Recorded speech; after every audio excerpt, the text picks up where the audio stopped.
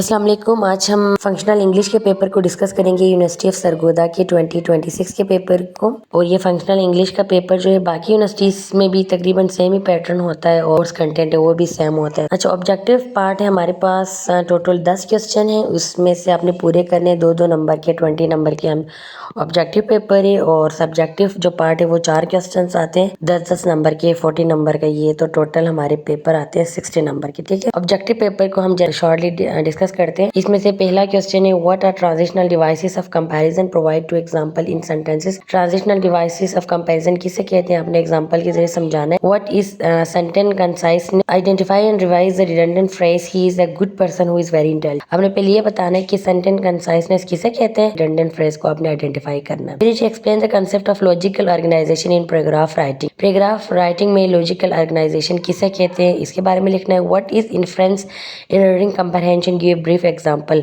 Reading comprehension में inference किसे कहते हैं, आपने एग्जांपल के जरिए समझाना है। Define the term precis and distinguish it from summary, इनके प्रेसी और समरी में क्या फर्क है उसको आपने लिखना है। फिर identify the error in correct the sentence, इस despite of his efforts he failed the exam. इस सेंटेंस में से आपने एरर को ढूंढना और इसका करेक्ट करना है। What is mean by voice in grammar, explain when passive voice is more appropriate then active voice. इनकी वॉइस इन ग्रामर किसे कहते हैं और हमें कब पैसिव वॉइस इस्तेमाल करना चाहिए एज कम्पेरेटिव एक्टिव वॉइस। फिर नेक्स्ट क्वेश्चन है, explain the difference between a paragraph and an essay in term of structure and purpose. Structure और पर्पस के लिहाज से हमने बताना है कि पैराग्राफ और एसे में क्या फ़र्क है। फिर नेक्स्ट है, what is a topic sentence, right A topic sentence for a paragraph about climate change.